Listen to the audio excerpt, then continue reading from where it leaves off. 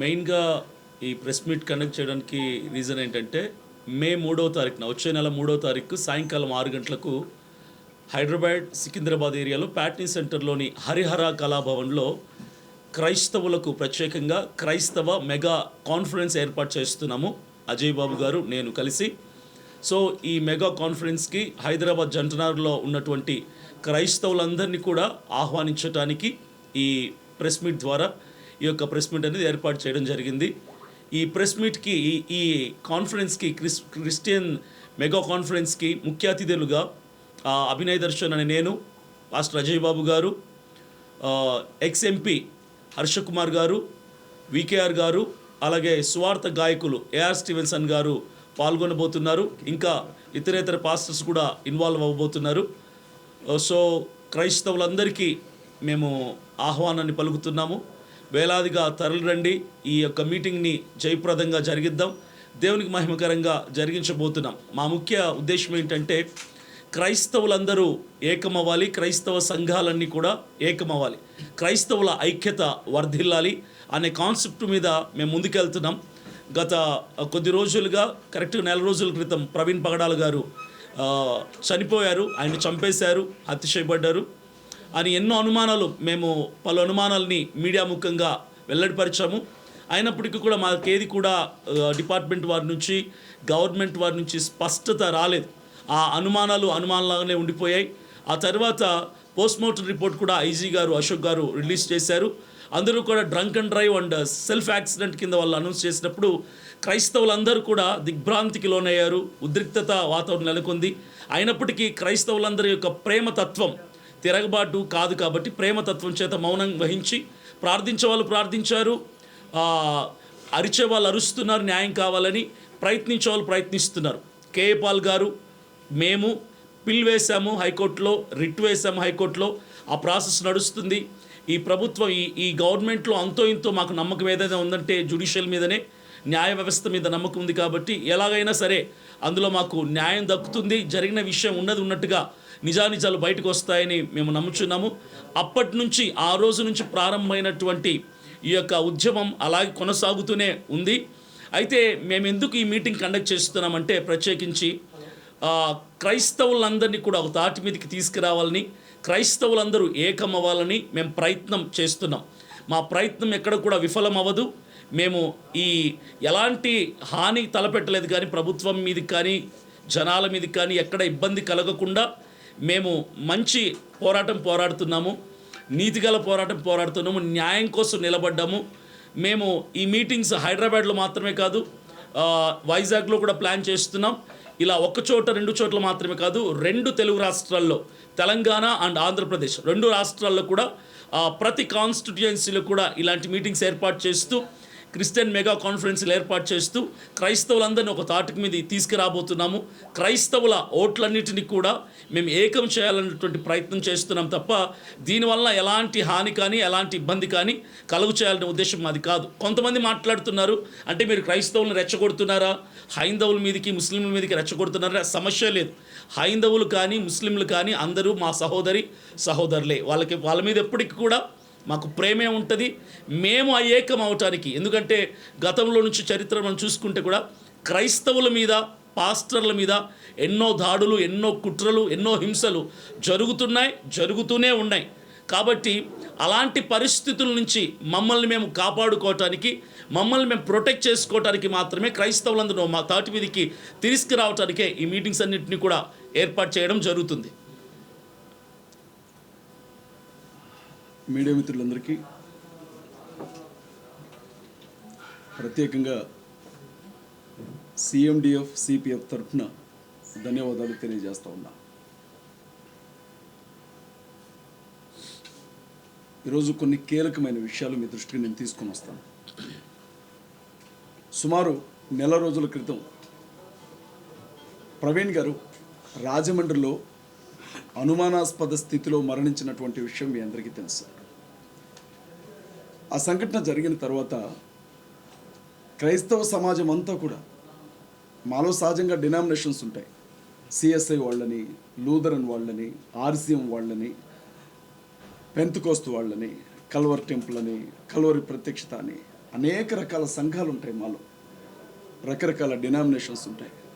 ఈ డినామినేషన్స్ అన్నిటినీ పక్కన పెట్టి ప్రతి క్రైస్తవుడు కూడా ఒక విషయం తెలుసుకోవాలనుకున్నాడు. ప్రవీణ్ పగడాల గారు యాక్సిడెంట్లో చనిపోయారా, ఎవరైనా ఆ మనిషిని చంపి దాన్ని యాక్సిడెంట్గా చిత్రీకరిస్తున్నారా అన్న విషయం గురించి 30 రోజుల పాటు పెద్ద ఎత్తున ఆందోళన జరిగిన విషయం మీకు తెలుసు. ఇంత పెద్ద ఆందోళనలో ఎక్కడా ఒక బస్సు తగలబడలా, ఎక్కడా ఒక లారీ మీద రాయి విసిరలా, ఏ రోడ్డు మీద కూడా ఒక టైరు కాల్లా, ఏ ప్రభుత్వ సంస్థ కానీ ఏ ప్రభుత్వ కార్యాలయానికి కానీ నిప్పు పెట్టలా, కనీసం ఒక రాయి కూడా విసరలా. మా కష్టాన్ని, మా దుఃఖాన్ని, మా బాధని చెప్పుకున్నామే తప్ప ఎవరి మీద ఏ విధమైనటువంటి దాడులకు మేము ప్రయత్నించలా. 30 రోజుల పాటు క్రైస్తవులందరూ ఒకవైపు, రాజకీయ పార్టీలన్నీ మరొక వైపు నిలవబడి చూసుకున్న పరిస్థితిని మేము తట్టుకోలేకపోతా ఉన్నాం. మీరు గమనించండి, ప్రవీణ్ పగడాల గారు చనిపోయినటువంటి ఆ స్థలంలో ఇంకెవరూ ఉండకూడదని నేను మనస్ఫూర్తిగా కోరుకుంటున్నాను. ఎవరికి కూడా ఆ కష్టం రాకూడదు, ఏ కుటుంబం కూడా ఆ కుటుంబ యజమాని కోల్పోకూడదు. కానీ అక్కడ ఒక్కసారి ఆలోచించండి, వేరే మతానికి సంబంధించిన ఏ నాయకుడు చనిపోయి ఉన్నా, వేరే మతాలకు సంబంధించిన ఏ పీఠాధిపతి కావచ్చు, మఠాధిపతి కావచ్చు, మౌలానా గారు కావచ్చు, అలాంటి పరిస్థితుల్లోనే చనిపోయి ఉంటే రాష్ట్రంలో పరిస్థితులు ఎలా ఉండేయో మీ ఊహకే నేను వాటిని వదిలిపెడతా ఉన్నా. ఇంత జరిగితే ఆంధ్ర రాష్ట్రంలో కొంతంటే కొంత సానుభూతి కూడా దొరక్కపోగా ప్రవీణ్ పగడాల గారి కుటుంబానికి గొప్ప సేవకుడిని మేము పోగొట్టుకున్నామన్న దుఃఖంలో మేము ఉన్నప్పుడు ఆయన ఒక త్రాగుబోతులాగా చిత్రీకరించింది ఆంధ్ర ప్రభుత్వం. చాలా స్పష్టంగా మహాసేన మీడియా అయితే 24 గంటలు అదే పని చేసింది, మీకు తెలుసు. నేను కొన్ని విషయాలు మీ దృష్టికి తీసుకొని వస్తాను. మాట్లాడొచ్చు కదా, కేసులు అయితే ఏం పెట్టరు కదా. ఏమో మాట్లాడితే ప్రశ్నిస్తే కేసు పెడతాం అంటున్నారు కదా, మళ్ళీ ఏమన్నా కేసులు పెడతారేమోనని మీడియా ముందు మాట్లాడుతున్నాను. దయచేసి బిట్ కట్ చేసి వేయకండి, ఏదైనా ఉంటే పూర్తిగా చూపించండి. ఎందుకంటే నాకు కొంచెం పోలీసులు అంటే భయం. మొన్నే అరెస్ట్ చేసి తీసుకొని వెళ్ళి నెత్తి మీద ఉన్న జుట్టంతా తీసేశారు. ఇది ఎదగడానికే చాలా టైం పట్టింది. ఈసారి గుండు కొడితే బాగా ఇబ్బంది అయింది, మా పిల్లలు చూడలేకపోతున్నారు.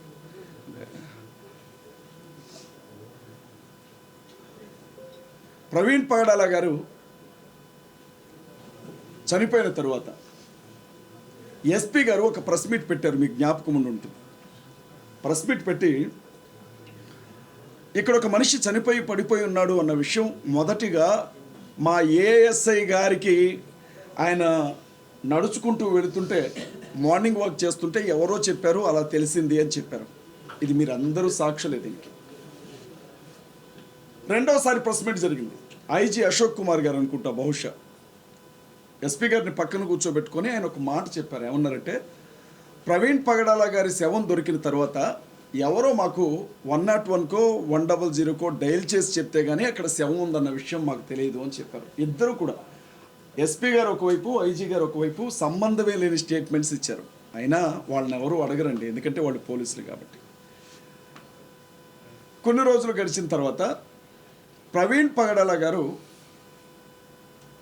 మందు తాగి చనిపోయాడు అన్న విషయాన్ని ప్రజలందరికీ చేరవేస్తూ కొన్ని ఛానల్స్లో, నేను ఏ ఛానల్ని కూడా తప్పు పట్టను, ఎందుకంటే మీడియా వారు వారికి అందినటువంటి సమాచారాన్ని బట్టి మాట్లాడుతూ ఉంటారు కాబట్టి, ఆయన లిక్కర్ షాప్లో మందు కొనుక్కున్నాడు అన్న విషయం గురించి పెద్ద ఎత్తున చర్చ జరిగిందండి.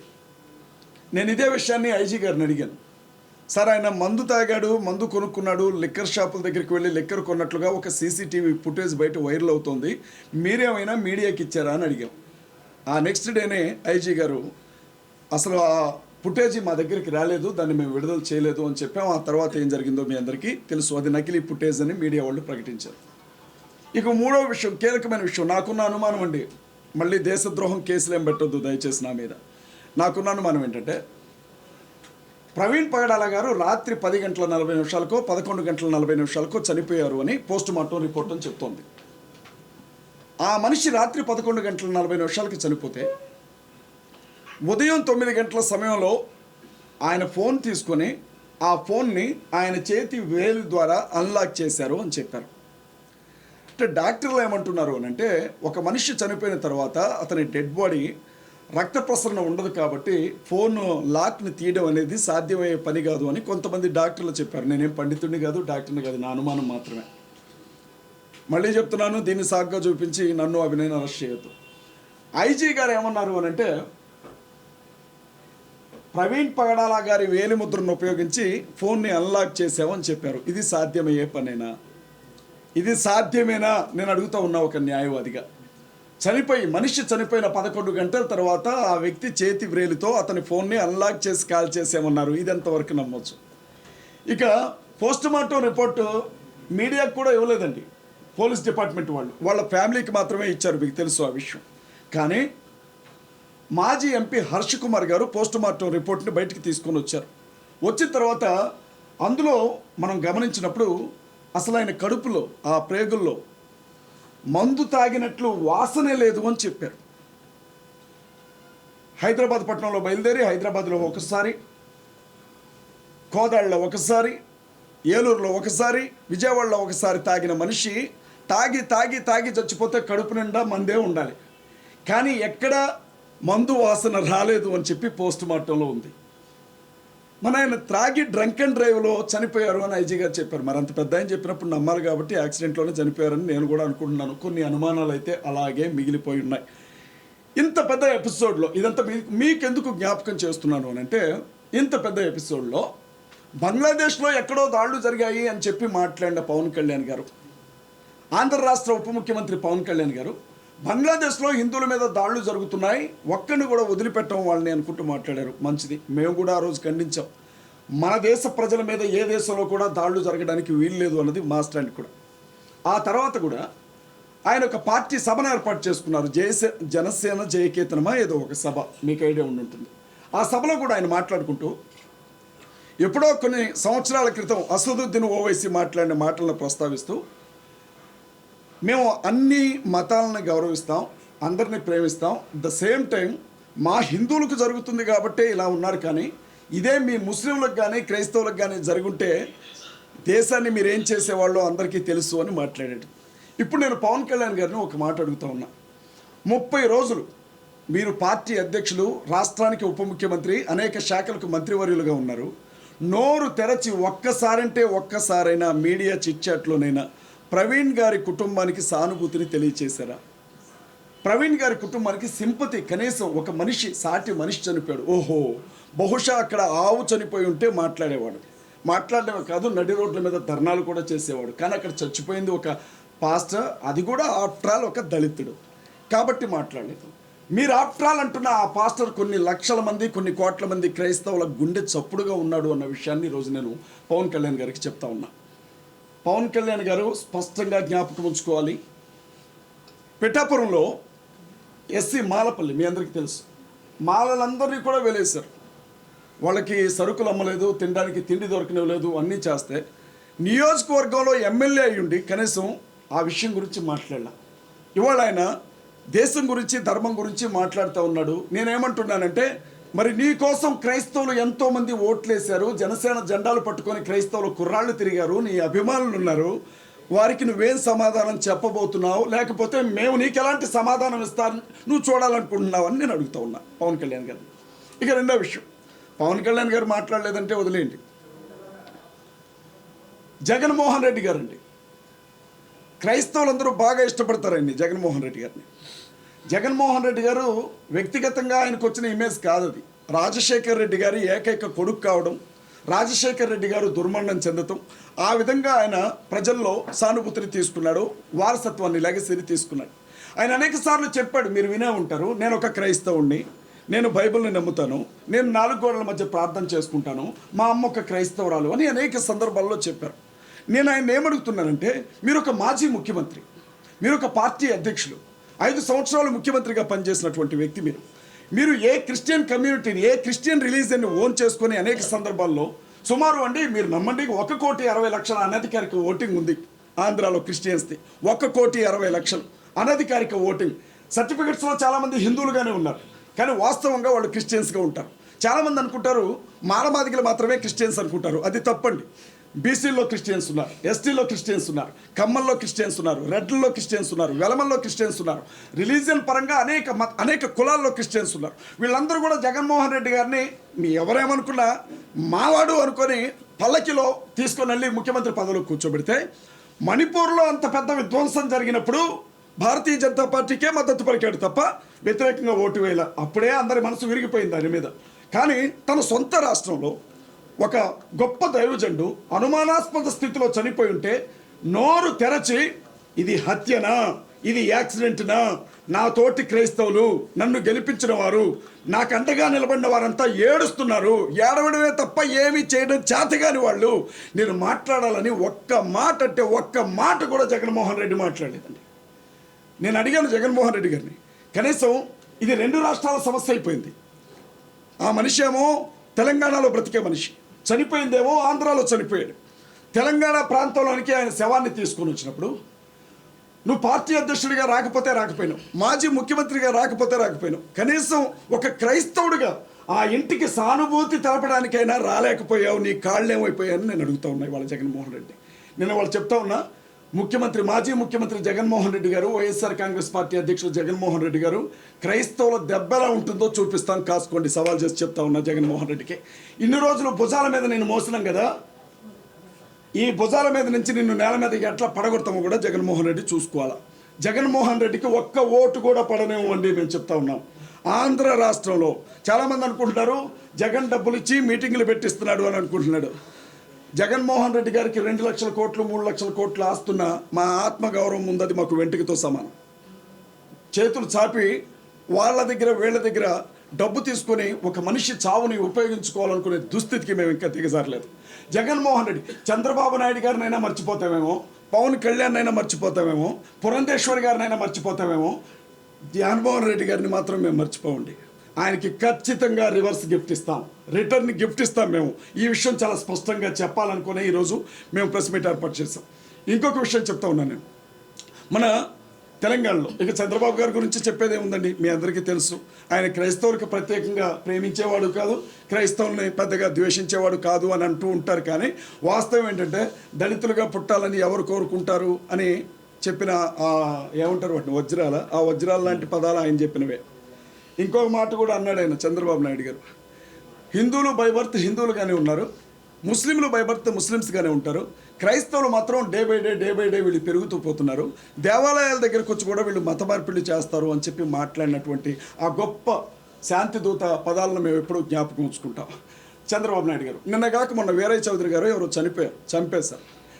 చక్కగా చంద్రబాబు నాయుడు గారు వెళ్ళిపోయి ఆ ర్యాలీలో ముందు నడిచి అటొక ఫోటో ఇటొక ఫోటో పట్టుకొని నడిచిన ఆయన ఎప్పటి వరకు కనీసం ప్రవీణ్ పగడాల గారు చనిపోతే ఆ ఇంటికి మగదిక్కు లేదు, వెళ్ళి ఆ తల్లిని ఒక అన్న స్థానంలోనో తండ్రి స్థానంలోనో నిలబడి 4 ధైర్యం చెప్పే మాటలు చెప్పొద్దామని అనుకోలే. చంద్రబాబు నాయుడు గారు ఇక మీరు గుర్తుపెట్టుకోండి, పవన్ కళ్యాణ్ గారు కావచ్చు, బీజేపీ కావచ్చు, జాకీలు పెట్టి లేపినా మిమ్మల్ని ముఖ్యమంత్రి కానేమో ఆంధ్రాలో. నేను చాలా స్పష్టంగా చెప్తా ఉన్నా, క్రైస్తవులందరి తరపున చెప్తా ఉన్నా, నేను ఒంటరిగా చెప్పట్లా, క్రైస్తవులందరి గుండెల్లో ఉండే బాధను చెప్తా ఉన్నా. ఎన్ని జాకీలు పెట్టినా ఎన్ని నినాదాలు చేసినా చంద్రబాబు నాయుడు గారు ఆంధ్ర రాష్ట్రంలో ముఖ్యమంత్రిగా ఉండడం ఇదే చివరిసారి. మీడియా మిత్రులకి మేము చెప్తా ఉన్నాం. రేవంత్ రెడ్డి గారండి ఈ మాట చెప్పిన తర్వాత నేను నెక్స్ట్ నా అరెస్ట్ దగ్గర కూడా వస్తాను. రేవంత్ రెడ్డి గారు మన చిలకూరు బాలాజీ టెంపుల్ చాలా ఫేమస్ కదండి, వేసాల దేవుడు అని అంటారు ఆయన్ని. ఆ టెంపుల్ పూజారి గారిని వీర రాఘవరెడ్డో ఆయన పేరేదో ఉంది, ఆయన పట్టుకొని కొడితే ప్రతిపక్షాలు కదిలాయి, అధికార పక్షాలు కదిలాయి, కేసులు నమోదు చేశారు, అరెస్ట్ చేశారు. రేవంత్ రెడ్డి గారు ఫోన్లో మాట్లాడారు, మీరు భయపడకండి రంగరాజన్ గారు, నేను మీకు తోడుగా ఉన్నాను అని చెప్పారు. నేను కాంగ్రెస్ పార్టీలో ప్రచార కమిటీ స్టేట్ కోఆర్డినేటర్గా ఉన్నానండి, ఇప్పుడు కూడా ప్రజెంట్ కూడా. ఇంకా నేను రాజీనామా చేయలేదు, ఈ వేదిక మీద నేను దాన్ని ప్రకటించబోతున్నాను.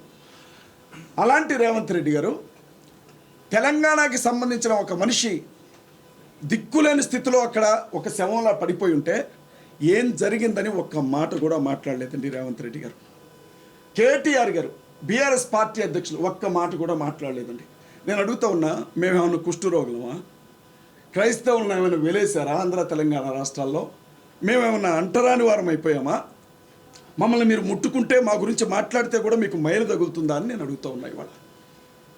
అంటే మేము ఓట్లు వేయడానికి తప్ప క్రైస్తవులు దేనికి పనికిరాదు సార్, మేము పిచ్చోళ్ళం సార్. మా పాస్టర్లు ఏం చెప్తారో తెలుసా, సంఘాల్లో ఏమంటారో తెలుసా, మనకి రాజకీయం ఎందుకు అని అంటారు. మా పాస్టర్స్ ఏమంటారంటే మన బైబిల్ మనకి చెప్పింది రాజకీయం చేయమని కాదు, ప్రార్థన చేయమని అని అంటారు. అలాంటి పాస్టర్లని ఆంధ్ర తెలంగాణలో పట్టుకొని కొట్టిన అనేక సందర్భాలు ఉన్నాయి. చర్చిల్ని పడగొట్టిన అనేక సందర్భాలు ఉన్నాయి. బైబిల్ గ్రంథాలను తగలబెట్టిన అనేక సందర్భాలు ఉన్నాయి. అనేక యూట్యూబ్ ఛానల్స్లో నోటుకొచ్చినట్లుగా మాట్లాడిన సందర్భాలు ఉన్నాయి. ఏ రోజు కూడా ఏ పాస్టర్ రోడ్డు మీద ధర్నా చేయాల.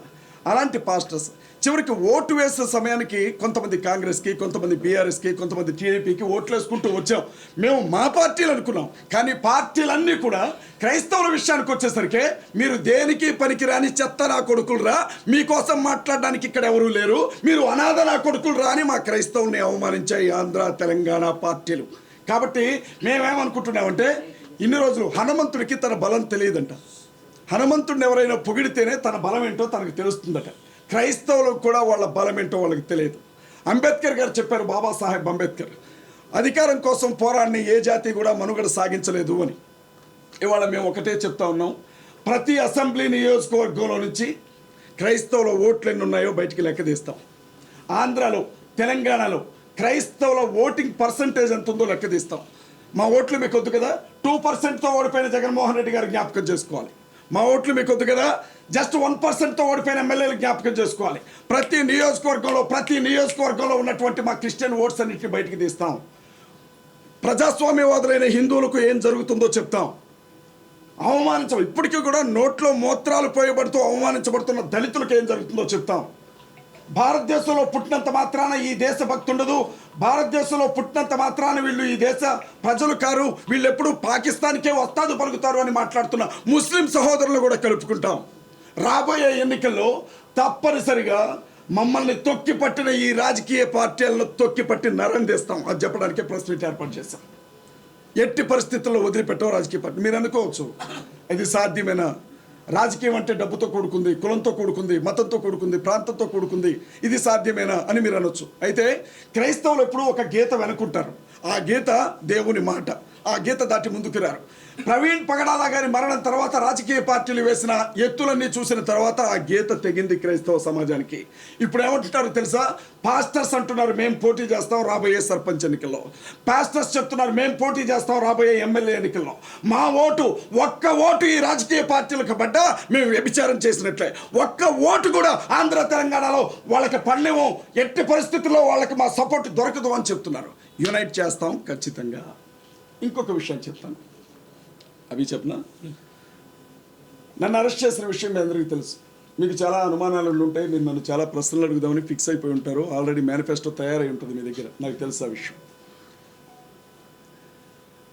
నన్ను ఎందుకు అరెస్ట్ చేశారో చెప్తాను. ఫస్ట్ అరెస్ట్ చేయొచ్చో లేదో తర్వాత సంగతి. ఒక యూట్యూబ్ ఛానల్లో డిస్కషన్ జరుగుతుంది.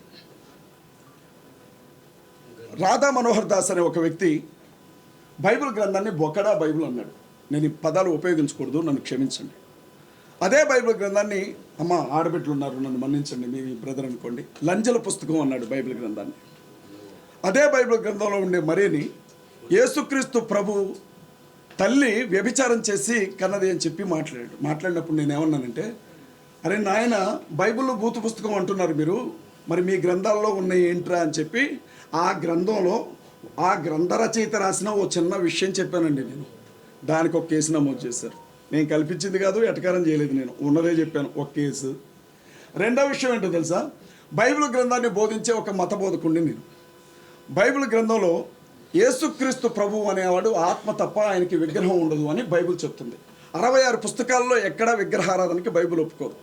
ఒక మిత్రుడు ఇంకొక యూట్యూబ్ ఛానల్లో యేసుక్రీస్తు ప్రభు గురించి అడిగినప్పుడు నేను చెప్పాను, ఆయన ఆత్మ తప్ప విగ్రహం కాదు, ఒకవేళ అది విగ్రహం అని మీరు భావిస్తే నాకు ఇస్తే పగలగొడతాను అన్నాను. ఆ మాట అనకుండా ఉండాల్సిందే, కానీ బైబిల్ చెబుతున్న దాన్నే నేను చెప్పాను. దీని మీద ఒక కేసు నమోదు చేశాను.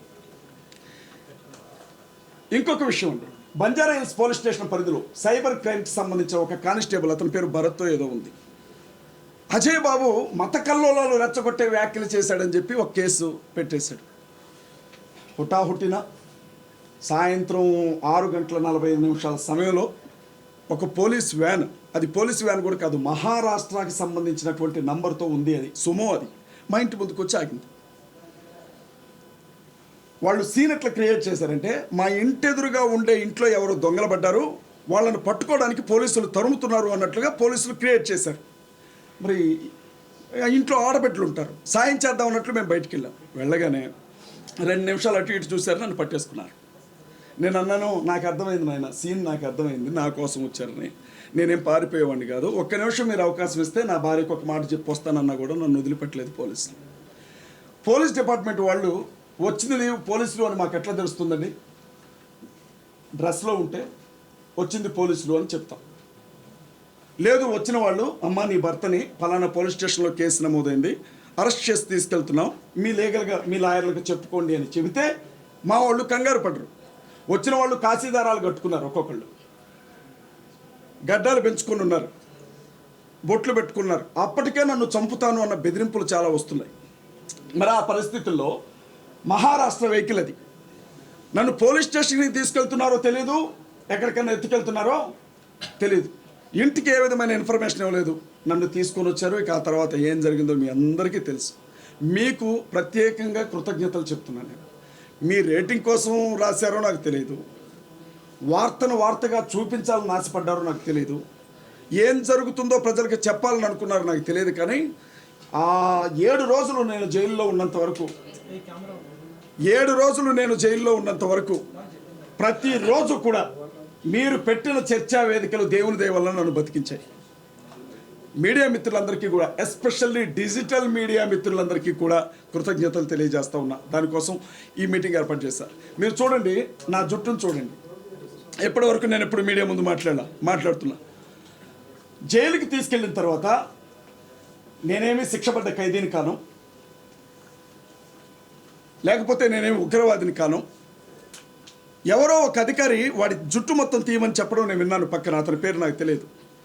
ఇది నేను కటింగ్ చేయించుకున్నాను, ఆ మిగిలిన కొంచాన్ని కటింగ్ చేయించుకొని కలర్ వేయించుకున్నాను. ఎంత దారుణంగా నన్ను అవమానించారంటే, అక్కడ కొంచెం అక్కడ కొంచెం అక్కడ కొంచెం అక్కడ కొంచెం తీశారు. ఓకే, పర్వాలేదు అనుకున్నాను, నిలబడ్డాను. నన్ను జైళ్ళ శాఖకి సంబంధించిన ఒక అధికారి నన్ను చూడడానికి వచ్చాడు, అతని పేరు నాకు తెలియదు. ఆఫీస్లో కూర్చొని ఖైదీలందరితో పాటు నన్ను పిలిపించారు. నేను వెళ్ళాను. వెళితే కాళ్ళకుండా చెప్పులు తీయించారు నాతో. ఎర్రటి ఎండలో నల్లరాతి బండ అది, ఆ బండ మీద నిలబెట్టారు 15 గంట సేపు. వచ్చిన వ్యక్తి ఏ కేసులో వచ్చావని అడిగాడు. సార్ కమ్యూనల్ ఇష్యూ అన్నాను. అక్కడ మొదలుపెట్టాడండి లానా కొడక అనుకుంటూ. నోటికి ఎన్ని మాటలు వస్తే అన్ని మాటలు తిట్టాడు. అతను క్రైస్తవులను తిట్టాడు, ముస్లింలను తిట్టాడు, అందరినీ తిట్టాడు. నేనేమంటున్నానంటే, మీకు ఆర్ఎస్ఎస్ భావజాలం అంతుంటే కాకి డ్రెస్ వదిలేసి కాషాయ బట్టలు కట్టుకొని తిరగండి. నేనే తప్పు చేయలే. నన్ను నోటికొచ్చినట్లుగా నా తల్లిని కూడా తిట్టాడు. అది చాలా ఇబ్బంది పడ్డానండి. ఇంకో విషయం కూడా మీడియా మిత్రుల ద్వారా నేను ప్రజలకు చెప్పాలి. నన్ను అరెస్ట్ చేసి తీసుకొని వెళ్ళినప్పుడు నేను నైట్ డ్రెస్, నైట్ ప్యాంట్ మీద ఉన్నాను. 5 రోజుల పాటు మేడం అవే డ్రెస్లో ఉంచారు నన్ను. ఒక్క జత నా బట్టలు ఇవ్వమంటే ఇవ్వలేదు నాకు. 5 రోజులు. నా తోటి ఖైదీలందరూ చెప్తారు. కటింగ్ చేసిన తర్వాత ఒళ్ళంతా షర్ట్ గుచ్చుకుంటూ ఉంటే, ఒక్క షర్ట్ తెచ్చుకుంటా సార్ అంటే ఊరుకోవాలా. నేనేం తప్పు చేశానండి? క్రైస్తవులు కూడా మనుషులే, బ్రతకనివ్వండి అని అడిగాను. ప్రవీణ్ పగడాల గారి మరణం వెనకున్న రహస్యాలేంటో బయటికి రావాలి అన్నాను. మీరు మమ్మల్ని తిడితే ఊరుకోము, మేము కూడా భారతీయులమే, మాకు హక్కులు ఉన్నాయని అడిగాను. ఇది నేను చేసిన తప్ప? ఇంత జరిగాక 5 రోజుల పాటు పోలీస్ కస్టడీకి కావాలని అడిగారు నన్ను పోలీసులు. నేనేం చేశానో నాకు ఇప్పటికి అర్థం కావట్లా. మీకేమన్నా అర్థమైతే చెప్పండి. 5 రోజులు పోలీస్ కస్టడీకి అడిగారు నన్ను. ఏం చేద్దామని, చంపేద్దామని. ఎక్కడికక్కడ ఇంత ఈ ఎంటైర్ ఎపిసోడ్లో నేను బయటకు వచ్చాను అని అంటే ఆ జడ్జి గారికి నేను కృతజ్ఞతలు చెప్తా ఉన్నా. ఎందుకంటే ఆ తల్లి అడిగారు, పెట్టిన సెక్షన్లకి ఈ కేసుకి ఏమన్నా సంబంధం ఉందా అని. ఆవిడ పంపించారు. మా లాయర్లు ప్రశాంత్ గారు కావచ్చు, జ్యోతక్క కావచ్చు, ప్రశాంతక్క కావచ్చు, కిరణ్ గారు కావచ్చు, పట్టుబట్టి కొట్లాడి బయటకు పంపించారు. ఇక బయట అభి ఏం చేశాడో మీ అందరికీ తెలుసు. నేను లేను అన్న ఒక్క విషయమే, కానీ 24 గంటలు కూడా నా పనిలోనే ఉన్నాడు అభి.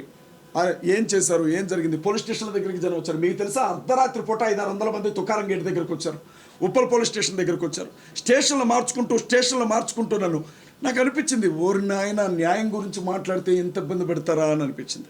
నేను ఏడ్చేశాను కదా. ఎందుకు ఏడ్చానంటే, నాకు 2 పిల్లలండి. సంవత్సరంన్నర బాబు, నువ్వు చూసావు కదా తల్లి, 5 సంవత్సరాల పాప. ఆ పిల్లలు నువ్వు వెళ్ళొద్దు డాడీ అని నా కాళ్ళు పట్టుకొని నా పెద్ద బిడ్డ ఏడుస్తుంటే నన్ను లాక్కుని వెళ్ళిపోయారు. అది వీళ్ళు స్టేషన్కి వచ్చి చెప్తే తట్టుకోలేకపోయాను. నేను ఎలా ఉన్నాను, శేషు సినిమాలో రాజశేఖర్ని కానీ చేస్తారే అలా చేశారు నన్ను. కృతజ్ఞత జనశాఖ అధికారులకి కృతజ్ఞతలు చెప్తా ఉన్నా. ఆల్రెడీ మా లీగల్ టీం కేసు వేసింది, వాళ్ళ మీద ఎంక్వైరీ జరుగుతుంది. ఖమ్మం కమిషనర్ గారి మీద, జైలు శాఖ డీజీ మీద హ్యూమన్ రైట్స్ కమిషన్లో కంప్లైంట్ ఫైల్ చేశారట ఎవరో మహానుభావులు. కృతజ్ఞతలు చెప్తా ఉన్నా. ఎంక్వైరీ జరుగుతూ ఉంది.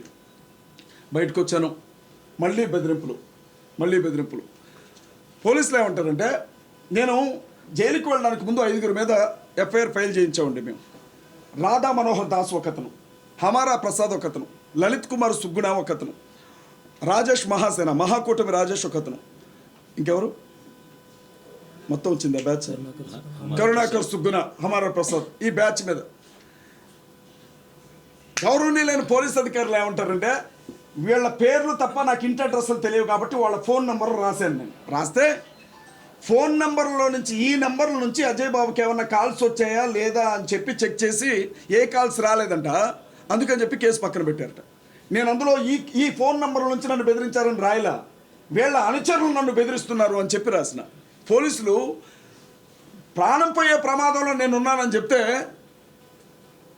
నేను ఎవరి మీద కేసు పెట్టానో వాళ్ళ మనుషులు, మీరు ఎవరో పాస్టర్ కేసు పెట్టాడు అజయ్ బాబు మీద అనే చర్చ జరిగింది కదా. వాడు పాస్టర్, వాడి పేరు ఆరోగ్యస్వామి. పాస్టర్గా జోసెఫ్ కాదు, గడిది గుడ్డు కాదు, రాధా మనోహర్ దాస్ శిష్యుడు అతను, హిందూ అతను. అతని చేత కేసు పెట్టించారు. ఇన్ని జరిగాయమ్మా. రాజకీయ నాయకులను చూశాను, పోలీస్ అధికారులను చూశాను, జైలు అధికారులను చూశాను, మీడియా మిత్రులు చేసిన సహాయాన్ని చూశాను, మా అభిని చూశాను. ఖమ్మంలో సభ జరిపాం, కడపలో సభ జరిపాం. మేము ఒక్కటే అనుకున్నాం, ఉన్న విషయం చెప్తా ఉన్నా.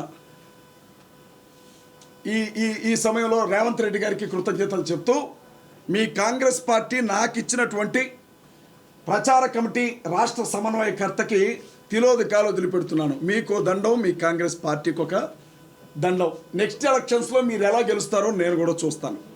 ఓపెన్గానే చెప్తున్నాను. గౌరవనీయులైన ముఖ్యమంత్రి వర్యులకి, గౌరవనీయులైన రాష్ట్ర మంత్రులకి చెప్తున్నాను. నేను తెలంగాణ యూత్ ఫోర్స్కి రాష్ట్ర అధ్యక్షుడిగా చేశాను. తెలంగాణకి సంబంధించినటువంటి యువజన సంఘానికి అధ్యక్షుడిగా ఉన్నాను. నేను తెలంగాణ లా స్టూడెంట్ అసోసియేషన్కి ప్రెసిడెంట్గా చేశాను. ఈరోజు CMDF అనే సంస్థకి అధ్యక్షుడిగా ఉన్నాను, క్రిస్టియన్ ముస్లిం దళిత్ డిఫెన్స్ ఫోర్స్ అనే సంస్థకి. నేను చెప్తా ఉన్నా, మీకోసం నా చివరి రక్తం బొట్టు వరకు దారబోసి మీరు ఓడిపోవడంలో నేను ఉంటానని చెప్పి మీకు మాటిస్తూ ఉన్నా. కాంగ్రెస్ పార్టీని నామరూపాలు లేకుండా చేస్తాం తెలంగాణ రాష్ట్రంలో. నా ఒక్కడి విషయమే కాదు, ఎవరికి అన్యాయం జరిగినా న్యాయం జరగాలి, ఎవరికి కష్టం వచ్చినా న్యాయం జరగాలి. మీరే కదా రాష్ట్ర ముఖ్యమంత్రి అంటే, తండ్రితో సమానమే కదా రాష్ట్ర ప్రజలందరికీ. మీరు పట్టించుకోకపోతే ఎవరు పట్టించుకుంటారు? అంటే ఈ స్థానంలో నేను ఉన్నాను, నాకే దిక్కు లేకపోతే ఇక సగటు కార్యకర్తల పరిస్థితి ఏంటి? 2022లో జమిలీ ఎన్నికలు వస్తున్నాయి కదా, ఎవడొస్తాడో ఎవడు పోటీ చేస్తాడో మేము చూస్తామండి. ఇందులో భాగంగానే ప్రతి జిల్లాలో ఉండే క్రైస్తవులందరినీ ఒక తాటి మీదకి తీసుకురావడానికి కాన్ఫరెన్స్లో ఏర్పాటు చేస్తున్నాం. మా వెనక చంద్రబాబు లేరు, రేవంత్ రెడ్డి గారు లేరు, జగన్మోహన్ రెడ్డి గారు లేరు, కేసీ రావు గారు లేరండి. మా వెనక క్రైస్తవులు ఉన్నారు, మా వెనక దేవుడు ఉన్నాడు. ధైర్యంగా మేము ముందుకెళ్తా ఉన్నాం. 3వ తారీఖు, మే నెల 3వ తారీఖు హైదరాబాద్ పట్టణంలో ప్యాట్నీ సెంటర్లో హరిహర కళాభవన్లో సాయంత్రం 6 గంటల నుంచి 10 గంటల వరకు హైదరాబాద్ మెగా క్రిస్టియన్ కాన్ఫరెన్స్ జరుగుతుంది. హర్ష కుమార్ గారు చీఫ్ గెస్ట్గా వస్తున్నారు. మాజీ ఎంపీ హర్ష్ కుమార్ గారు. కేఏ పాల్ గారితో నేను మాట్లాడాను ఆల్రెడీ. మీడియా ముఖంగా వారికి కృతజ్ఞతలు చెప్తున్నా. ఎందుకంటే వారు ఎవరో నాకు వ్యక్తిగతంగా తెలియదు. ఆయన తెలుసు, ఆయన హీరో అండి, ప్రపంచ శాంతి దూత, ప్రపంచం మొత్తానికి తెలుసు. కానీ నేను ఆయనకి తెలియడం పెద్ద విషయం, ఆయన నాకు తెలియడం పెద్ద విషయం కాదు. అజయ్ బాబును అరెస్ట్ చేశారు, విడుదల చేయకపోతే 2 రోజుల్లో నేనే వస్తానని చెప్పారు. ఆయనకి ప్రత్యక్షంగా కృతజ్ఞతలు తెలియజేస్తా ఉన్నా. అందరూ ఆయన్ని పిచ్చోడన్నారు. వాస్తవంగా అండి, ఇక్కడ కూర్చొని ట్రంప్తో మాట్లాడగలిగిన మగాడైనా, ఇక్కడ కూర్చొని శాంతి చర్చలు చేయగలిగి విశ్వగురు అని ఎవడికాడు చెప్పుకోవడం కాదు, జనం చెప్పాలా. అలాంటి వ్యక్తి నాకు అండగా నిలబడ్డారు. ఆయన వస్తున్నారు ఇక్కడికి, అభి గారు వస్తున్నారు. CPF క్రిస్టియన్ ప్రొటెక్షన్ ఫోర్స్కి సంబంధించినటువంటి వ్యవస్థాపక అధ్యక్షులు అభి గారు ఉంటారు ఇక్కడ. VKR గారు వస్తారు, నేను కూడా వస్తున్నాను వీళ్ళందరిలో ఒకటిగా. అలాగే మా మట్టి ప్రసాద్ గారండి, తెలంగాణ CMDF రాష్ట్ర అధ్యక్షులు. అలాగే ఇన్ఛార్జ్గా ఉన్నటువంటి ఆదిత్య గారు. మీరు గమనించండి, సాయంత్రం 6 గంటలకల్లా చేరుకోండి, ఎందుకంటే జనం సరిపోరు, భారీ ఎత్తున జనం రాబోతున్నారు కాబట్టి సాయంత్రం 6 గంటలకల్లా క్రైస్తవులు అక్కడికి చేరుకోండి. భవిష్యత్ కార్యాచరణ ఏంటి, ఎలా మనం ముందుకెళ్ళాలి అన్న విషయంలో మేధోమథనం జరుగుతుంది. అక్కడ ప్రతి జిల్లాలో కూడా క్రైస్తవ పెద్దల మేధోమథనం కార్యక్రమం జరుగుతుంది. ఇన్ని రోజులు రాజకీయం ఒకెత్తు, ఇక ముందు జరగబోయే రాజకీయం ఒకెత్తు. నేను చెప్తా ఉన్నా, అవసరమైతే ఎన్నికల బరిలో మేము కూడా నిలవబడతాం.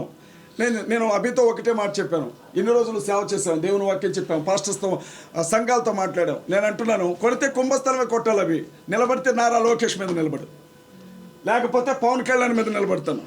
వాడి మీద వీడి మీద నిలబడి ఓడిపోవటం కాదు, సింహంతో కొట్లాడి చచ్చిపోతేనే పరువు ఉంటుంది, పందితో పోట్లాడి గెలిచిన విలువ ఉండదు. ఖచ్చితంగా ప్రతి నాయకుడి మీద కూడా క్రైస్తవ అభ్యర్థి నిలబడతాడు. వ్యూహాత్మకంగానే ముందుకు వస్తాం. ఇదంతా కూడా 4 రోజులు బాధలో మాట్లాడుకోవద్దండి. ఇక మా కార్యాచరణ మీరు చూస్తారు. ఇది చెప్పడానికే ప్రెస్ మీట్ ఏర్పాటు చేశాం. మీరు సార్ ఒక్కరు అడిగితే భారతదేశంలో పుట్టిన ముస్లిం అందరూ దేశభక్తులు గారు, అట్లాంటి వాళ్ళందరినీ కలుపుకొని పోతామని చెప్తున్నారు. మీరు ఒక విషయం గమనించాలి, మీరు తప్పుగా విన్నారు. భారతీయ జనతా పార్టీకి సంబంధించిన వాళ్ళు, సార్ ఒక్క నిమిషం, ఒకవేళ అది నేనేమన్నా చెప్పే విధానంలో తేడా వస్తే వచ్చుండొచ్చు, కానీ ఒక్క మాట వినండి, దయచేసి వినండి ప్లీజ్, చెప్పనే ఉన్నాను. భారతీయ జనతా పార్టీకి సంబంధించిన నాయకులు ఎలాంటి ముద్ర వేస్తున్నారంటే ముస్లిమ్స్ మీద, ఇక్కడ పుట్టిన ముస్లిమ్స్ ఎవరైతే ఉన్నారో వీళ్ళకి పాకిస్తాన్ మీదే ఉంటుంది తప్ప భారతదేశం మీద ఉండదు అని మాట్లాడుతూ ఉంటారు. కాబట్టి ఆ ఆలోచన తప్పు. ఈ దేశంలో పుట్టినటువంటి ముస్లిం సహోదరులు దేశభక్తితోనే ఇక్కడ బతుకుతారు అన్న విషయం చెప్పాలనుకున్నాను నేను. ఒకవేళ ఏదన్నా ఎవరికి పాకిస్తాన్ వాళ్ళకా, పాకిస్తాన్ వాళ్ళకి సపోర్ట్ చేస్తావా? పాకిస్తాన్ వాళ్ళకి సపోర్ట్ చేయం. పాకిస్తాన్ మీద నరేంద్ర మోడీ గారు యుద్ధం ప్రకటిస్తే, పాకిస్తాన్ వాళ్ళ మీద నరేంద్ర మోడీ యుద్ధం ప్రకటిస్తే ఆయుధాలు పట్టుకొని అందరికంటే ముందు మేమే అక్కడ ఉంటాం పాకిస్తాన్తో యుద్ధానికి. పాకిస్తాన్కి ఎట్టి పరిస్థితుల్లో సపోర్ట్ చేయం. నరేంద్ర మోడీ గారు ఏ నిర్ణయం తీసుకుంటారు, అమిత్ షా గారు ఏ నిర్ణయం తీసుకుంటారు, ఆ నిర్ణయాలకి మేము కట్టుబడి ఉంటాం. దేశం కాడికి వచ్చేసరికి మతం లేదండి. దేశం కాడికి వచ్చేసరికి దేశ ప్రజల రక్షణకు సంబంధించి వచ్చినప్పుడు మతం లేదు. పాకిస్తాన్ వాడు ఒకవేళ అటువైపు నుంచి క్రైస్తవుడే వచ్చిన, పాకిస్తాన్ వైపు నుంచి ముస్లిం వచ్చిన, పాకిస్తాన్ వైపు నుంచి హిందూ వచ్చిన, మన దేశ భద్రతకి ఏదైనా ఆటంకం అవ్వాలంటే సైనికులతో పాటుగా మీ అందరితో పాటుగా క్రైస్తవ కుర్రాళ్ళు కూడా ఆయుధాలు పట్టుకొని ఈ దేశ రక్షణ కోసం నిలబడతాను. అది చెప్పాలనుకున్నాను. దయచేసి నేను చెప్పే విధానంలో బై మిస్టేక్లో మాట్లాడటం టంగ్ స్లిప్ అయింది. దయచేసి ఈ విషయంలో క్షమించండి. చెప్పండి ఎవరు కూడా ఎటు పొలిటికల్ గానీ ఏది కూడా క్రైస్తవ వైపు నిలబడలేదు, ఎవరు మాకు న్యాయం జరగలేదు అని చెప్పారు కదా. మరి ఇప్పటి వరకు కూడా ఏ వ్యక్తి చనిపోయినా, ఏ మతం వ్యక్తి చనిపోయినా కూడా 1-2 రోజులకే వదిలేశారు. కానీ పాస్టర్ ప్రవీణ్ చనిపోయినప్పుడు ఇది మత కలహాలు అవ్వకూడదు, అసలు నిజాలు ఏంటి అని చెప్పి దాదాపు 1 నెల రోజుల పాటు కృషి చేసి 400 పైగా సీసీటీవీ ఫుటేజ్లు బయటికి రిలీజ్ చేసి ఇది జరిగింది యాక్సిడెంట్ అని చెప్పి కూడా అందరికి వాళ్ళు చూపించే ప్రయత్నం చేశారు. మరి ఇక్కడ నిజంగా మీ వైపు లేరంటారా గవర్నమెంట్? నేను ఒక విషయం చెప్తాను, మత కలహాలు జరుగుతాయా? క్రైస్తవులు ఎప్పుడైనా వినండి ప్లీజ్, మీరు అడిగారు నాకు అనుమానం ఉందని చెప్పాను. వినండి తల్లి, మీరు నన్ను ఒక ప్రశ్న అడిగారు, ఇప్పుడు నన్ను ఆన్సర్ చెప్పనివ్వాలి కదా. చెప్పండి.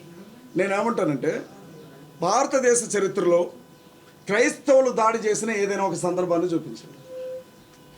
ఏదైనా 3-4 రోజుల్లోనే ఆగిపోతుందన్నారు కదా, 1 నెల రోజులుగా క్రైస్తవులు అడుగుతున్నారు. ఎక్కడైనా ఒక బస్సు మీద రాయబడ్డదా ఏమైనా ఉంటే ఒక ఫుటేజ్ చూపించండి. ఏ పెట్రోల్ బంక్ అయినా నిప్పు పెట్టారా చూపించండి. ఏ ఎమ్మెల్యేనైనా గెరావ్ చేశారా చూపించండి. ఎవరు మేము చేయమండి అట్లాంటి పనులు. ఆ దిక్కుమాలిన పనులు చేసే సంస్కృతి క్రైస్తవులకు ఉండదు. ఫస్ట్ ఇంకొక విషయం కూడా చెప్తా ఉన్నా, మహాసేన రాజేష్ కూడా అతని అభిమానులు ఇదే అన్నారు. ఏమన్నారంటే, మత కల్లాలు జరగకుండా అడ్డుపడ్డా. అసలు మత కల్లాలు చేసేదే ఒకటి ఫస్ట్. ఏ క్రైస్తవుడు చేశాడు, ఎక్కడ చేశాడు చూపిండి, ఒక ఉదాహరణ చూపిండి. నాకు లేచి వెళ్ళిపోతాను ఇక్కడి నుంచి. ఫలానా క్రైస్తవుడు ఏది నిజం వినండమ్మా. పోస్ట్ మార్టం రిపోర్ట్ వచ్చినప్పుడు పోస్ట్ మార్టం రిపోర్ట్ లో అసలు ఆయన కడుపులో మందే లేదు అని చెప్పారు. రాజేష్ మహాసేన ఎవరు ఆయన తాగిండు అని చెప్పడానికి? ఆయన చూసాడా? గ్లాసులో ఏమన్నా మందు పోసాడా? సీసీటీవీ ఫుటేజ్ లో ఎవరినైతే ప్రవీణ్ పగాల అంటున్నారో అసలు అది రాంగ్ ఫుటేజ్ అని ఒక ఛానల్ చెప్పింది కదమ్మా. ఎవరు? నేను పోలీస్ నన్ను ఐజిన్ చేయమా, నేను మాట్లాడుతున్నప్పుడు పోలీస్ ఆఫీసర్ గా ఎవరికి అమ్మ నేను ఒక విషయం చెప్తాను. అక్కడ చనిపోయిన వ్యక్తిని చూసాం. ఆ మనిషి ఏ స్థితిలో చనిపోయి పడిపోయి ఉన్నాడో చూసాం. మీరు దాదాపు 15 గంటల సీసీటీవీ ఫుటేజ్ తీశారన్నారు కదా, మిమ్మల్నే ప్రశ్న అడుగుతున్నాను. 15 గంటల సీసీటీవీ ఫుటేజ్లో మందు కొనుక్కోవడానికి లిక్కర్ షాప్కే వెళ్ళాడు తప్ప అన్నం తినడానికి ఏ హోటల్కి వెళ్ళలేదమ్మా. హైదరాబాద్లో బయలుదేరిన వ్యక్తి రాజమండ్రికి వచ్చే వరకు మందు తాగుతూనే వచ్చాడా?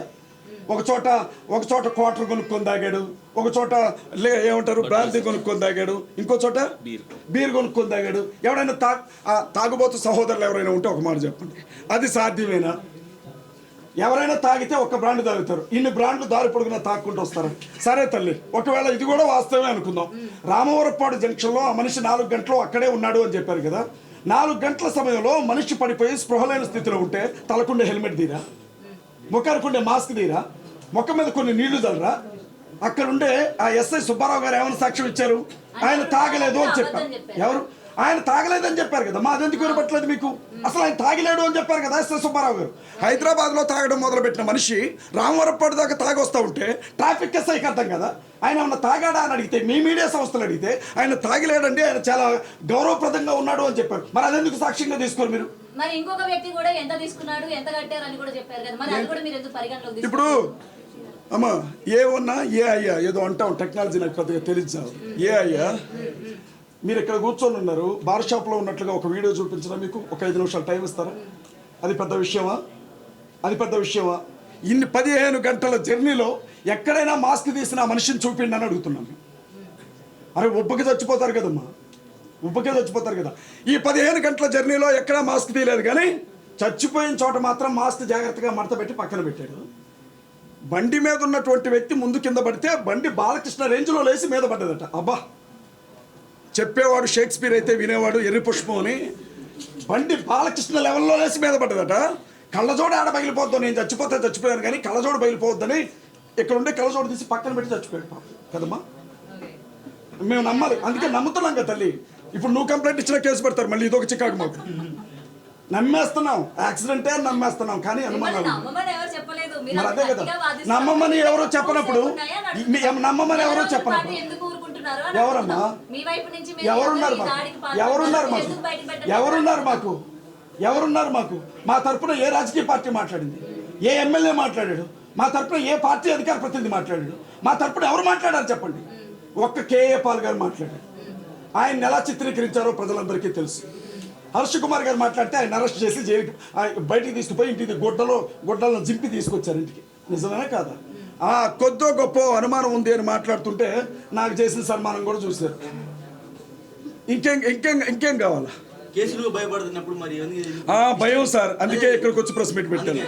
నాకు చాలా భయం, నాకు 24 గంటల భయం కేసులు అంటే, అందుకే ఇక్కడికి వచ్చి ప్రెస్ మీట్ పెట్టాను సార్.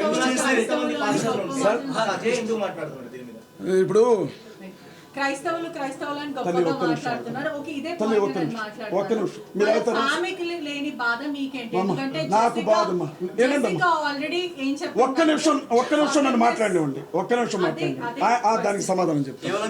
ఎవరికి పట్టలేదు, నీకు ఒక్కడికే ఎందుకు పట్టింది అని అడిగారు ఆయన. నేనేమంటున్నానంటే, నేను వేరు సార్, నేను మీకు కష్టం వచ్చినా నేను అలాగే మాట్లాడతాను. నా మనసు ఊరుకోదు, నా పద్ధతి అది. నేను ఒక్కడే మాట్లాడమేంటి సార్? అభినయ్ మాట్లాడేదా? ఇంకా అభినయ్ అరెస్ట్ చేయాలి, కేసు పెట్టారులేండి, ఫ్రీగా వదిలిపెట్టలా. ఆయనకు కూడా కావాల్సినవి ఇచ్చారు. ఆయనకి రాజానగరంలో వచ్చినాయి ఆ నోటీసులు. ఆయన్ని అరెస్ట్ చేస్తారు. వీకేఆర్ మీద కేసు పెట్టారు, హర్ష్ కుమార్ గారి మీద కేసు పెట్టారు, కేఏ పాల్ గారి మీద కేసు పెట్టారు. ఎందుకు పెట్టలేదు సార్? నేను ఒక్కడైనా కోన్కిస్కా గొట్టంగా నేనేమన్నా సార్ ఒక్కడనే అంటారు మీరు? ఎంతోమంది, కొన్ని లక్షల మంది క్రైస్తవులు కొట్లాడుతున్నారు ఇవాళకి కూడా. ఈ సిస్టర్ ఒక మాట అడిగారు, జెసికా ప్రవీణ్ గారికి లేని బాధ మీకెందుకు అని. ఒక్క విషయం చెప్తాను, చాలా క్షమించమని అంటే ఒకటి చెప్తానండి, ఒకటి ఇప్పుడు మీరే చెప్పారు కదా, జెసికా గారు హామ్ చేసిన వాళ్ళని క్షమించాలంటే, హామ్ చేశారంటే చంపారని ఆవిడ కూడా ఒప్పుకున్నట్టే కదా. ఒకవేళ యాక్సిడెంట్ అని ఆవిడ నమ్మితే మరి బైక్ని క్షమించమంటుంది ఆవిడ? కాదు కదా. ఎవరో దీని వెనక కుట్రకారులు ఉన్నారు, హంతకులు ఉన్నారు, నిందితులు ఉన్నారు, కాబట్టి వాళ్ళని బైబిల్లో చెప్పిన విధానాన్ని బట్టి మనం క్షమిద్దామనే కదా మాట్లాడేది. ఒక్క విషయం అమ్మ, 2 ఆడపిల్లలు, మీరు ఒక ఆడబిడ్డ, కట్టుకున్న భర్త చనిపోయినటువంటి స్థితి, చాలా బెదిరింపులు ఉన్నాయని వాళ్ళు నెత్తినోరు కొట్టుకొని చెప్పారు ఫ్యామిలీతో మేము మాట్లాడినప్పుడు. ఆ బిడ్డని, తన పెద్ద బిడ్డను చంపుతానని బెదిరిస్తున్నారు అని ప్రవీణ్ అన్న అనేక సందర్భాల్లో మాట్లాడారు. తనకి ప్రాణాపాయం ఉందని చెప్పారు. ఆ బిడ్డను తీసుకొని ఏప్రిల్ నెల 17వ తారీఖున అమెరికా వెళ్ళిపోవాలి, వీసా కూడా రెడీ అయింది ఆ బిడ్డకి. అలాంటి స్థితిలో ఈయన చంపేశారు. ఇప్పుడు ఉన్న ఒక్కగానొక్క బిడ్డని, చిన్న బిడ్డ 4 ఏళ్ళు ఉంటాయమ్మా, వాళ్ళని కాపాడుకోవాలా? రోడ్డు మీదకి వచ్చి చనిపోయిన వ్యక్తి గురించి మిగతా వాళ్ళకి టార్గెట్ కావాలా? మీరేం చేస్తారమ్మా? మీరైతే ఏం చేస్తారు ఆవిడ ప్లేస్లో ఉంటే? ఆవిడ నిస్సహాయ స్థితిని వాడుకున్నారు తప్ప సాయం చేశారా? గవర్నమెంట్ వాళ్ళకి సాయం చేశారమ్మా? పోస్ట్ మార్టం రిపోర్టు 2 వారాలు పట్టిందమ్మా. 2 వారాల తర్వాత ఇచ్చేంత ఏం జరిగిందమ్మా అక్కడ? పోస్ట్ మార్టం రిపోర్ట్ ఇవ్వడానికి గవర్నమెంట్ సాయం చేసిందా? మసిపూసి మారేడికాయం చేసింది గవర్నమెంట్. ఎవరికి సాయం చేసింది? మీ దగ్గర ఎలాంటి ఆధారాలు లేనప్పుడు మీరు హత్య అని ఎలా అంటారు? నేను అత్యం చెప్పలా. మేము అనుమానాలు ఉన్నాయని చెప్తున్నాం. అనుమానించొద్దా? ఏం proofs ఉన్నాయి అసలు? ఎవరికి? నేను చెప్తాను వినండి. యాక్సిడెంట్లో మనిషి చనిపోయిన చోట, యాక్సిడెంట్ అని అంటున్నారు కదా, ఆ మనిషి చనిపోయిన చోట ఆయన మీద బండి అలాగే పడుకోబెట్టారు. ఒక యాక్సిడెంట్ అట్లా జరగడం మేము ఎప్పుడు చూడాలి, అది మా అనుమానం అండి. మీకు రాలేదా? రోడ్డు మీద నుంచి ఒక బండి కింద పడితే మనిషి ఒక్కెళ్ళి పడతాడు, బండి ఒక్కెళ్ళి పడతాడు, కానీ బండిని మీద పడుకోబెట్టుకుంటారా? అది జరిగే పనేనా? అనుమానం వచ్చింది సార్. మరి మీకెందుకు రాలేదు నాకు తెలియదు, నాకైతే వచ్చింది చూసినప్పుడు. రెండో విషయం చెప్తున్నాను వినండి. ఆ మనిషి చనిపోయినటువంటి స్థలం దగ్గర 2 కర్రలు, రక్తం అంటినటువంటి 2 కర్రలు పడిపోయి ఉన్నాయి. వాటిని దాదాపు 24 గంటల వరకు కలెక్ట్ చేసుకోవాలి. ఏదైనా సరే ఒక కీలకమైనటువంటి ఇన్సిడెంట్ జరిగినప్పుడు పంచనామా జరిపిస్తారు లేదా? మనిషి ఈ రోజు రాత్రిపూట చచ్చిపోతే రేపు రాత్రి వరకు కనీసం ఆ స్థలానికి ఒక రిబ్బన్ కూడా కట్టలే. సాక్ష్యాలు ఏమైపోవాలండి? మాకు అనుమానం ఉంది సార్. అంత పెద్ద ఆ హెల్మెట్ గురించి మీకు నేను బండి తోలను పెద్దగా, జావా హెల్మెట్ అంటారట, బస్ కింద పడ్డా పగలదంట. అది ఎవరి మీద ఉన్నాయి అనుమానాలు చెప్పండి. మాకెవరి మీద అనుమానాలు లేవు సార్. అది హత్య అన్న అనుమానం ఉంది. మీ మీద ఉందని నేను చెప్పలా, నా మీద ఉందని నేను చెప్పలా. అది హత్యలా కనపడుతుంది అని చెప్పాం. అంటే ఏమనాలి పోలీసులు? మీకు అనుమానాలు ఉన్నాయి, మేము ఇన్వెస్టిగేషన్ చేస్తాం, అది ఎంత నిజమో ఎంత అబద్ధమో చెప్తామన్నారు, కానీ ఆధారాలు పట్టరా అంటారా? మరి నన్ను కూర్చోబెట్టండి సార్. ఒక్కరోజు ముఖ్యమంత్రి అర్జున్ కూర్చోబెట్టినట్టు ఒక్కరోజు ఐజీ స్థానంలో నన్ను కూర్చోబెట్టండి, నేను పట్టుకొస్తా ఆధారాలు.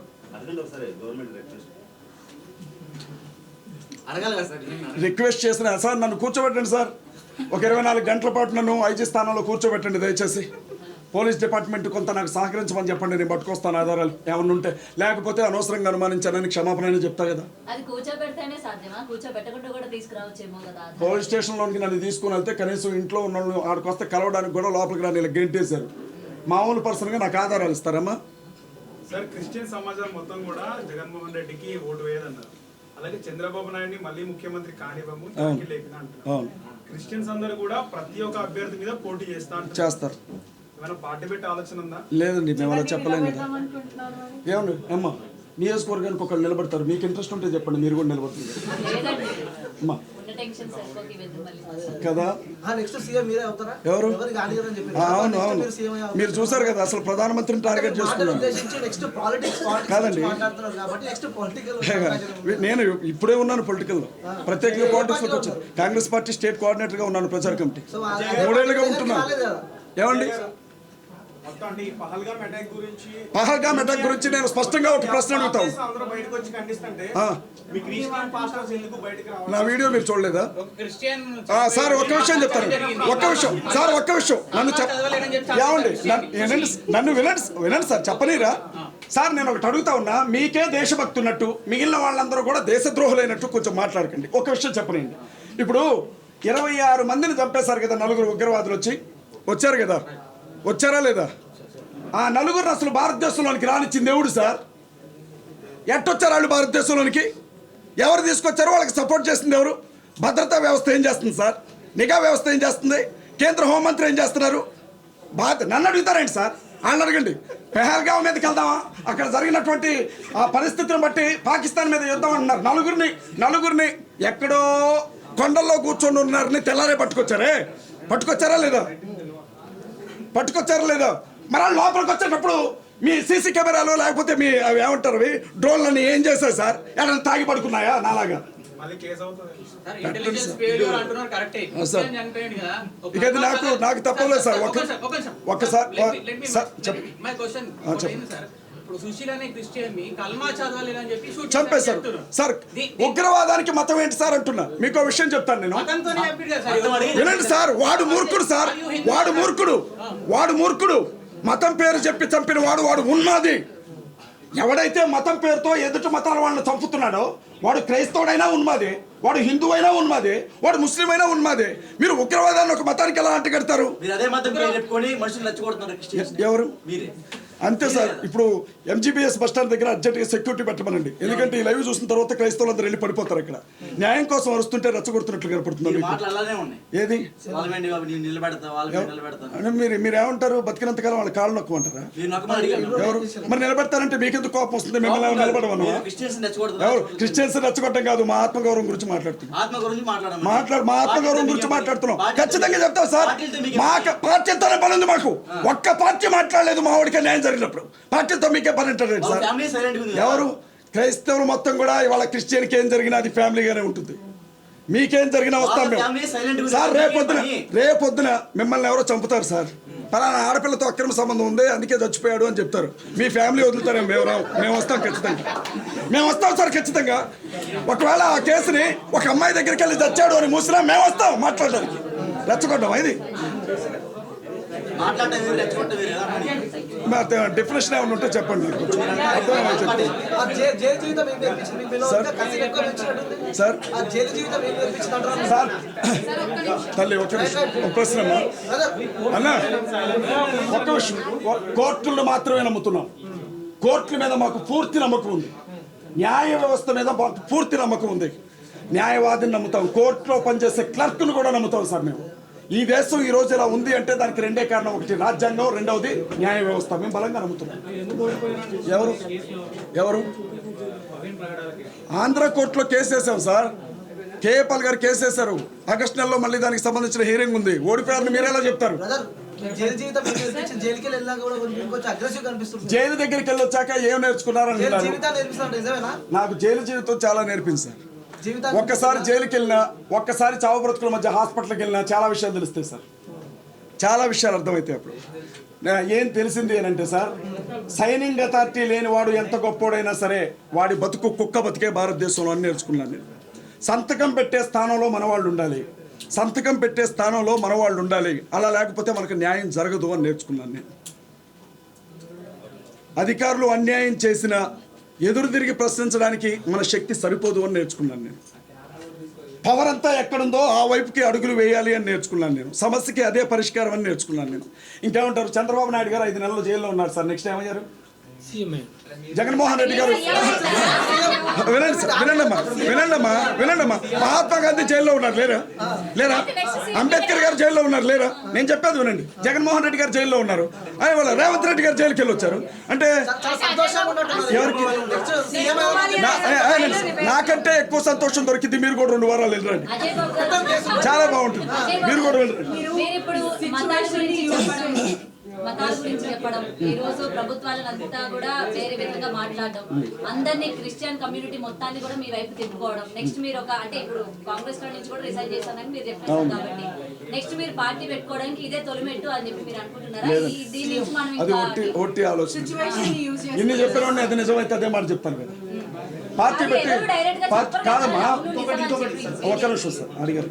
పార్టీ పెట్టడానికి నెలకు 25,000 ఈఎంఐ కట్టడానికే ఎట్లా అని ఆలోచించే వ్యక్తిని పార్టీ పెట్టి ఎక్కడ సంస్థ నడపాలా?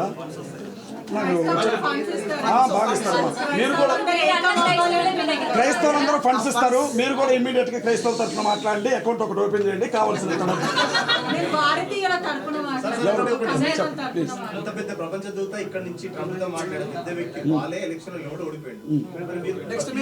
గెలుస్తానని ఆగండి ఒక్క నిమిషం. ఇప్పుడు ఓడిపోతే మీకు ఒక విషయం తెలుసో తెలీదు నేను చెప్తున్నాను. గెలిచిన వాడిని ఎంపీ అంటారు, ఓడిపోతే కంటెస్టెడ్ ఎంపీ అంటారు. ఏమన్నా తేడా ఉందా? ఎవరికి? కనీసం ఆత్మగౌరవం మిగులుతుంది కదా సార్. కనీసం ఆత్మగౌరవం మిగులుతుంది. నేను ఒక విషయం చెప్తాను సార్, దయచేసి వినండి. రొమ్ముల మీద పన్ను వేసినప్పుడు ఒక తల్లి గంగేలినో, ఆ తల్లి పేరు ఏదో అంటారు, గంగేలినో, కత్తి తీసుకొని రొమ్మును నరికింది. ఎందుకు సార్? నిరసన తెలియచేసింది. నిరసన తెలియజేస్తామని చెప్తున్నాను. నిరసన తెలియజేయడానికి ఇది ఒక పద్ధతి అంటున్నాను. సార్ మీరు తెలియజేసే నిరసన ఏదైతే ఉందో ఇప్పుడు జరిగిన ఇన్సిడెంట్ పహల్గామ్ ఇన్సిడెంట్ ఉంది కదా దాన్ని రెచ్చగొట్టేలా ఉంటుందా లేదా సామరస్యంగా అమ్మా, నరేంద్ర మోడీ గారికి పూర్తిగా ఈ విషయంలో క్రైస్తవ సమాజం అంతా అండగా నిలబడుతుంది. వినండి దయచేసి. కేంద్ర ప్రభుత్వం ఏ చర్యలు తీసుకున్నా మేమందరం కూడా నరేంద్ర మోడీ గారితో కలిసి ముందడుగు వేస్తాం. అలాంటప్పుడు ఇలాంటి సిచ్యువేషన్ కి దగ్గరలో ఒక 1 వీక్ ఒక 10 డేస్ ఈ టైంలోనే మీరు ఇలాంటి పని చేయాల్సిన అవసరం ఏంటి? ఇప్పుడు నేనేం చేశాను, నేను రాజీనామా చేస్తే ప్రభుత్వం కూలిపోద్దని నాకు అర్థం కాలేదు తల్లి, క్షమించి. ఏ టైంలో చేయడం దేనికి అని? ఈ టైమే కాదు, ఏ టైం అయినా పొద్దున అన్నం తిన్నాను, సాయంత్రం పూట అన్నం తింటాను. మత విద్వేషాలు ఏమి లేవమ్మా. ఇప్పుడు ఏంటో తెలుసా, చిన్న విషయం చెప్పి ముగించేస్తాను. నిలబడడానికి ముందు బజార్లో ప్రతిరోజు భర్త వాళ్ళ ఆవిడని బాగా తన్నేవాడట. ఆ తల్లి ఉంది కదా, ఆ తల్లి ఏడుస్తూ ఉంటే పోలీసులు వచ్చి ఒకరోజు అరెస్ట్ చేశారట ఆవిడని. ఎందుకు అరెస్ట్ చేశారు సార్ అంటే, నువ్వు అరుస్తుంటే న్యూసెన్స్ జరుగుతుంది బజార్లో అన్నారట. అప్పుడు ఆవిడ అందంట, మా ఆయన తంతన్నాడుగా, ఆయన అరెస్ట్ చేయరా అందంట. ఆయన తనడం గురించి మాకు తెలియదండి, నువ్వు అరిసావు కాబట్టి న్యూసెన్స్ అన్నారంట. అట్లుంది మీరు చెప్పేది. మీరు చేసేది అదే అవుతుంది. మే 3వ తారీఖు సార్, మే 3వ తారీఖు జరగబోతున్నటువంటి హైదరాబాద్ మెగా క్రిస్టియన్ కాన్ఫరెన్స్కి మీ అందరూ కూడా రావాలని చెప్పి హృదయపూర్వకంగా. రెచ్చగొట్టే అన్న మాట అనకండి అన్న. మిమ్మల్ని చెంప మీద పెట్టి కొడితే తిరుగుతారు కదా, ఎదురు తిరుగుతారు కదా, దెబ్బ తగిలినప్పుడు అరుస్తారు కదా.